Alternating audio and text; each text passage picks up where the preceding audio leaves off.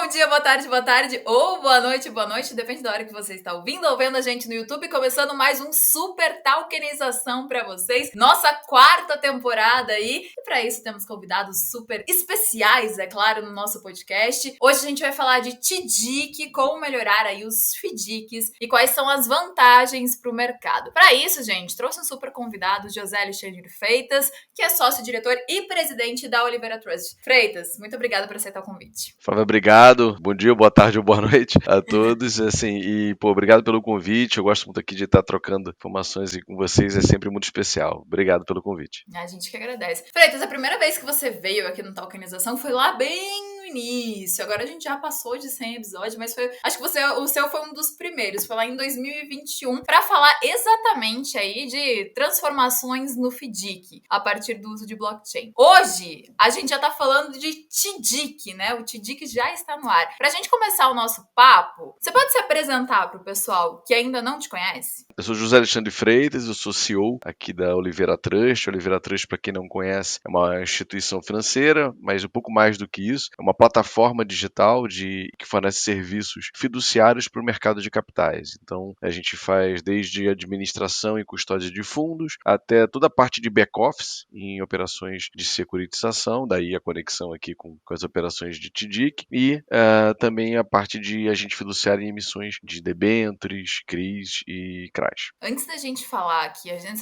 da gente mergulhar no TDIC, que acredito que ainda tem muita gente que nunca ouviu falar no TDIC, eu queria queria que você explicasse, se você puder, qual que é o papel dos FDICs na captação de recursos e como que a Olivera Trust aí tem sido envolvida nesse cenário. Primeiro, voltar um pouquinho, eu tenho 30 anos de empresa aqui de Olivera Trust, então eu vi várias evoluções aí desse mercado, essas fases de evolução, então dá para encaixar bem o FDIC no meio desse caminho e o TDIC agora aqui na ponta final. Quando a gente fala de mercado mais tradicional, antigamente as empresas captavam recursos exclusivamente por meio da emissão de ações ou debêntures. Essas emissões são títulos emitidos pela própria companhia na cadeia produtiva dela ali, ela emite títulos justamente para captar recursos para sua operação, para o seu dia a dia. Poucas empresas hoje têm capital aberto na CVM, então estou falando de 400 empresas, que teoricamente seria esse o único universo que poderia captar recursos no mercado de capitais. Com a evolução aí, com uma segunda onda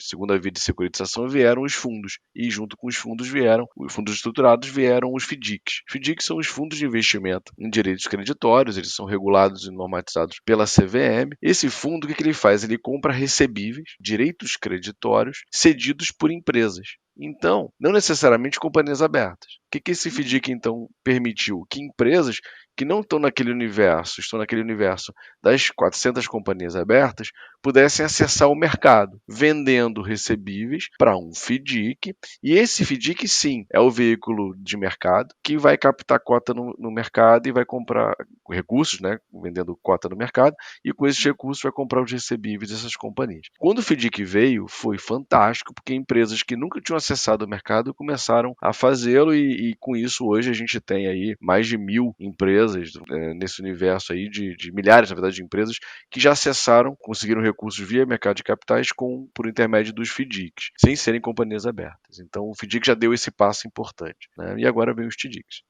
E é exatamente isso. Agora vem uma evolução do FDIC, que é o TDIC, né? Como que você pode diferenciar o TDIC do FDIC e quais são as principais vantagens que você enxerga do TDIC em comparação com os modelos tradicionais? O FDIC, ele é um fundo de investimento e, como tal, ele é regulado 100% pela CVM. A cota do FDIC é um valor mobiliário e, nessa característica, para eu poder captar recursos, eu preciso de uma autorização prévia da CVM e esse modelo, ele é bem, não vamos falar, não chega a ser engessado, mas ele tem regras muito sólidas para todo o processo, desde a constituição até os processamentos de aquisição e liquidação. Isso dentro de um FDIC. Com isso, e muitos participantes, com escopos bem amplos, com isso o custo fica elevado a ponto de só permitir que uma empresa capte via FDIC se esse volume for em torno de 50 milhões para cima. Então, olha só o corte que a gente está fazendo, onde a gente está colocando a régua para que uma empresa acesse recursos via FDIC. E embaixo dessa régua dos 50 milhões, quantas empresas não têm ativos bons e que gostariam de captar via securitização e não conseguem? Aí entra o TDIC. O TDIC é uma estrutura parecida com o FDIC, do ponto de vista de funcionamento, só que, ao invés de termos um FDIC, um fundo de investimento, captando recursos, a gente tem um token emitido que capta recursos no ambiente digital, e aí todo esse processo via blockchain, que permite com que esses recursos captados no ambiente digital convertam ali em moeda real. Ainda não temos o Drex ainda, né? Mas daqui a pouco teremos. Quando a gente tiver o Drex, vai ter o pagamento via Drex para o cedente de direitos creditórios. Então, o TDIC, ele permite um token que representa os direitos creditórios que são cedidos lá para aquela empresa que faz o mesmo movimento, que fazia o mesmo movimento via FDIC. Essa estrutura, por que ela é inovadora? Porque além dela ter um ambiente digital no seu processo, além dela utilizar o blockchain para facilitar e dar mais segurança em toda a estrutura de negócios, ele tem um custo muito menor, porque as atividades dos prestadores de serviços são compiladas em um ou dois participantes com custos muito menores. Com isso, estruturas de 2 milhões, 5 milhões são extremamente viáveis via TDIC. Os custos são menores e spreads mais reduzidos. Essa é a grande vantagem. E um outro detalhe aqui, só por último, o público investidor. A gente está falando aqui de outros CPFs, um nível de investimento que pode ser bem menor do que o FDIC. O FDIC, para você investir, o valor da cota tem que ser um valor alto em função da qualificação do investidor. Qualificado, né, com o FDIC. Exatamente. Com o TDIC não precisa ser. A norma da CVM que saiu ano passado, a 175, já autorizou os FDICs para varejo, mas ainda não temos nenhum nesse formato. Mas aí ao longo do ano a gente vai ter essa possibilidade, né? Mas já no TDIC não. O TDIC ele pode ser vendido para pessoas físicas. Os tokens podem ser vendidos para pessoas em tickets bem pequenos. Então a gente tem aí transparência, né, com a blockchain, mais segurança devido à blockchain. A blockchain também tem a redução de intermediário, então como você falou, tudo fica mais barato. E também para os investidores, tem vantagem para os dois lados, né, para o lado da empresa e para o lado do investidor, que o investidor também consegue, uma investidora como eu consegue ter acesso, né, a um TDIC. Então a gente vê muita vantagem mesmo. E o que motivou, Freitas, a Oliveira Trust a participar aí do primeiro projeto do TDIC, né, que foi um sucesso, com certeza. E qual que é o papel aí da empresa na estrutura desse primeiro TDIC? Como eu mencionei, a Oliveira Trust, desde 1991, quando ela foi fundada pelo Mauro e pelo César, buscou um papel dentro do mercado de capitais brasileiro como uma prestadora de serviços fiduciários.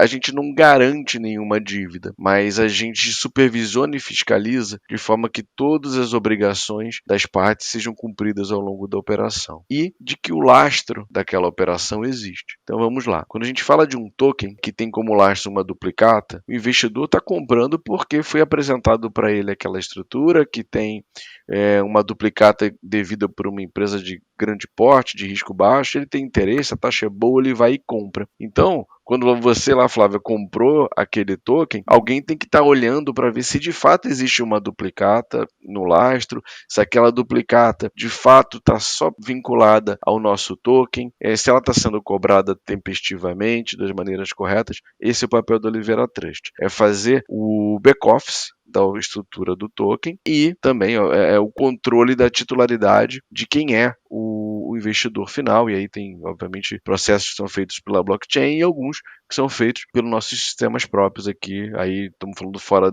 aí já é o off-chain, né? Não seria o trabalho on-chain da Oliveira, mas é mais isso, é uma parte de back-office e suporte legal e de administração da estrutura. Que é extremamente importante. E como que foi, assim, a experiência na prática da Oliveira Trust no primeiro TDIC? Quais foram os resultados e aprendizados nessa primeira experiência? Porque, claro, foi o primeiro TDIC aí do mercado. Então, com certeza, vocês conseguiram observar muitas coisas, aprender muitas coisas e realmente ver se o resultado foi satisfatório ou não para vocês. Exato, foi extremamente satisfatório. Foi um processo longo, um processo aí de quase 10 meses de trabalho. Boa parte aí do mérito tem que ser atribuído ao VBSO, o escritório que tocou, é o Eric Oioli, que desenvolveu toda a parte jurídica dessa estrutura. O Itaú, que é o estruturador, na verdade, o tomador de recursos, ele que na verdade, tomador não, perdão, o investidor da operação, e a LIC que provê aí toda a tecnologia, tokeniza o ativo, ela que faz todo o trabalho no ambiente digital, todo o suporte. Então, sem esses três parceiros, realmente seria impossível ter desenvolvido. Eu acho que temos o nosso papel ali, importante também, um dos pilares de segurança da estrutura para viabilizar. Eu menciono aqui, estamos falando de um token que compra que tem como lastro diversos direitos creditórios. Alguns vão ser pagos antes do vencimento, outros no dia e alguns vão ficar em atraso. Esse papel de cobrança, de interação no mundo real precisava ser delegado a alguém e esse papel de trustee da estrutura ficou aqui conosco, com a Olivera Trust. Então, foi um sucesso. Agora a gente tem vários outros projetos vindo ao longo desse ano. Acho que a expectativa é muito boa para que a gente faça outros programas aqui no futuro falando de várias emissões, o percentual já de relevância dos TDICs na captação das empresas. E é isso que eu queria te perguntar. Como que vocês veem, assim, o potencial de escalabilidade dos TDICs do contexto dos serviços prestados aí pela Olivera Trust? Eu tenho um cálculo aí baseado um pouco na indústria. Eu acho que o volume de TDICs ele pode ser até 10 vezes maior do que o volume de FDICs hoje no mercado. Então, a gente está falando aí de alguns trilhões de volume que a gente pode chegar. É um pensamento extremamente otimista, mas eu acho que é o caminho natural para que as empresas consigam captar e a gente ter aí uma dinâmica muito maior de acesso de recursos por essas companhias e pelos investidores. Lembrando que tudo isso depende da parte normativa e a CVM ela ainda não normatizou de forma completa sobre tokens e a parte de TDIC, então nada. A gente já apresentou o projeto para eles. A expectativa é que essa norma, quando vem, ela traga para o TDIC a tecnologia e a experiência positiva que que o mercado teve ao longo desses anos com as outras estruturas. Então tem que trazer o que foi de positivo e, ao mesmo tempo, a gente tem que permitir o desenvolvimento natural e a flexibilidade que o produto permite e necessita para ele crescer e se desenvolver. Então acho que é o que a gente espera, mas dependendo de como a norma vier, é que a gente vai poder ter uma dimensão melhor da onde a gente pode chegar. O que eu acho legal, Freitas, é que os reguladores estão muito em contato assim com vocês, né? Eles estão muito abertos para isso. Então, querem escutar, Então, assim, eu acho que esse ano de 2024 vai ser muito bom nessa parte para tokenização, para os TDICs. Devem vir outros TDICs por aí. E eu queria também saber de você, por que faz sentido, assim, na sua opinião, empresas adotarem o TDIC, tanto no sentido de realizar antecipação, quanto no sentido de investir? Do ponto de vista de cessão, você imagina uma empresa cadeia de restaurantes, talvez empresário que tem 3, 4 restaurantes, muita operação ali de fornecimento de produtos e tal, ele tem alguns recebíveis, talvez venda de produtos em plataforma de alimentação de entrega, né? Tipo, essas plataformas de venda de entrega em casa de alimentos. E ele tem um volume de recebíveis que ele só vai botar a mão ali de recursos daqui a 30, 40 dias, quando tiver liquidação pela instituição, que é o modelo padrão. O que ele pode fazer? Ele pode pegar esses recebíveis e antecipar. Então, o que ele faz? Qual o caminho natural? Quem é o meu banqueiro? Então, ele vai lá no banco que ele atua, que ele tem conta, e fala: eu tenho aqui para receber da plataforma X aqui de cartões um valor de R$1 milhão. Você pode me antecipar? Aí, para o banqueiro decidir se antecipa ou não, primeiro, vai cobrar várias tarifações, vai analisar o risco de crédito do empresário, se ele já tiver tomado empréstimos ou financiamentos em outras linhas, tudo isso vai ser considerado para aquela decisão final, se ele tem crédito ou não, para realizar uma antecipação de um recebível. E além disso, ainda vai ser cobrado dele uma coobrigação, ou seja, se aquele recebível não for pago, ele, empresário, tem que pagar e cumprir. O banco não aceita o prejuízo, obviamente. Nesse modelo, eu estou dentro do ambiente bancário com linhas de crédito pré-definidas desses bancos. No TDIC, ou no FDIC até, ele caminha com esse recebível e chega para a tokenizadora e fala: eu tenho aqui R$1 milhão para receber, vamos fazer um token? Vamos. Aí tem os seus custos, obviamente, mas arrisco dizer aqui que o valor recebido e pela antecipação pelo empresário vai ser bem maior do que seria pelo modelo tradicional analógico lá da rede bancária. Se ele for aqui via token, ele consegue, sem dúvida, valores melhores. Por quê? Ele vai vender direto para o investidor. Então, na outra ponta, tem o investidor. Agora, vamos falar do investidor, tá? Quando a gente fala do investidor, vamos lá, a gente tem um milhão de reais para investir. Eu vou usar minhas plataformas, vou ter que analisar aqui se vale investir num fundo de maior risco ou comprar uma letra com isenção, mas com carências, com prazos mais longos. Eu posso comprar, de repente, um token, alguns tokens, que representam parte, dos créditos cedidos por esse empresário, e que vai me pagar uma taxa muito maior do que eu teria nos modelos tradicionais de investimento. Ah, mas e os riscos? Sem dúvida. Você está comprando riscos diferentes, então tem que analisar, mas o token ele permite para o investidor acessar investimentos mais exóticos com taxas maiores e expectativas maiores de rentabilidade do que no modelo tradicional. Então, daí E isso é bom para os dois recebimento lados. também mais rápido, né? Sim, Então, com a segurança do blockchain. exatamente. Esse é outro diferencial. Então tem a transparência e assim, todo investimento tem risco, né? A gente não pode negar. Então qualquer investimento tem risco. Acho que o investidor tem que fazer a sua análise, ver se faz sentido, né? E a questão de tokens, assim, a gente vê o crescimento, o interesse das empresas e dos investidores em relação aos tokens. E quais empresas, Freitas, quais são os tipos de empresa que podem se beneficiar, assim, do TDIC? A gente estava conversando outro dia com o Daniel dali, que a gente falando, trocando algumas ideias. Ele é um captador aí de demandas para o produto TDIC enorme. A gente conversando e eu fiquei muito surpreso pela modalidade, a diversidade de ativos que vão possivelmente serem viabilizados via token. Então, por exemplo, via TDIC. A gente já viu duplicata, que é o mais tradicional, notas comerciais. O TDIC que saiu no ano passado, a primeira operação foi com nota comercial. A gente já ouviu aqui de contratos de financiamento imobiliário, ativos também estudantis, acho que tem precatórios. A gente tem uma gama enorme de recebíveis que sequer a gente imaginou no primeiro modelo ali, mas que já estão sendo consultados. Eu acho que ao longo desse ano a gente vai ter muita novidade aí, com muitas operações com recebíveis de natureza diferente. E qual que é a visão da futura, assim, da Olivera Trust em relação aos TDICs e a adoção no mercado financeiro mesmo? A Olivera Trust é um ente regulado pela CVM, pelo Banco Central, então a gente está adstrito ali o que esses autarquias, esses órgãos, eles permitem que a gente possa operar. Por outro lado, a gente não tem pretensão aqui, obviamente, a gente tem uma parcela dessa atividade de DICs, a gente não tem a pretensão de achar que esse universo vai estar limitado à nossa atuação. Então, o que a gente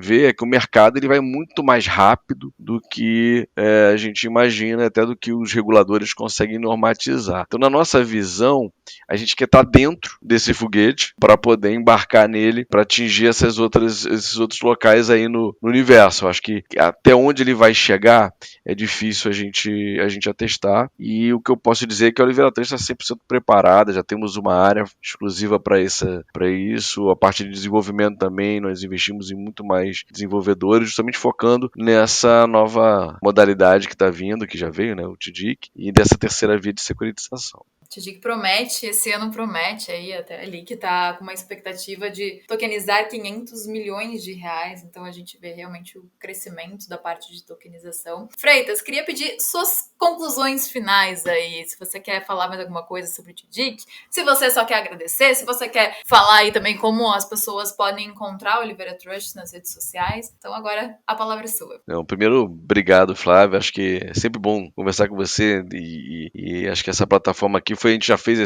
uma primeira conversa lá em, acho que foi 2022, 21? Foi 21, né? Nossa, passa muito rápido. 2021, foi muito legal porque a gente não tinha o TDIC, a ideia era conversar sobre o FDIC, como ele poderia ser afetado com as operações de token, e a gente está vendo que os FDICs eles têm o seu espaço, como os CRIs, os CRAs, as outras modalidades. O token está entrando aí num universo, num espaço que não era ocupado antes, talvez um pouco pelos bancos, outras empresas não eram atendidas, então a gente muito satisfeito com o que a gente conseguiu conquistar junto com os nossos parceiros ao longo desse tempo, e com uma expectativa fantástica para esse ano. Acho que se a gente puder fazer um outro programa no final do ano, vai ser bem bacana para falar aí sobre os resultados, porque o otimismo impera aqui, sem dúvida.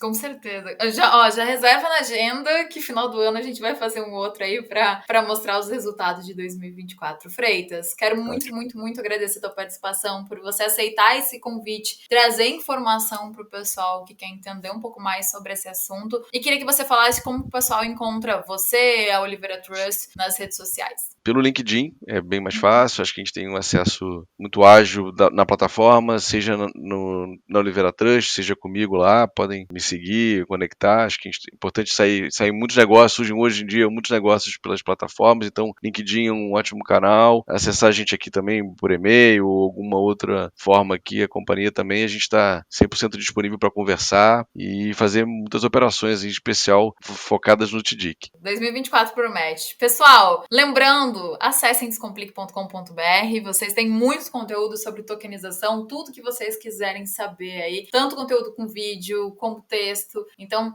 acessem lá e acompanhem ali aqui nas redes sociais também. Estamos aí no YouTube, Instagram, TikTok, tudo que vocês quiserem acompanhar. Semana que vem tem mais tokenização para vocês. Eu espero que vocês tenham gostado do nosso tokenização de hoje. Freitas, novamente, muito obrigada. Obrigado, Flávia. Obrigada, gente. Tchau, tchau.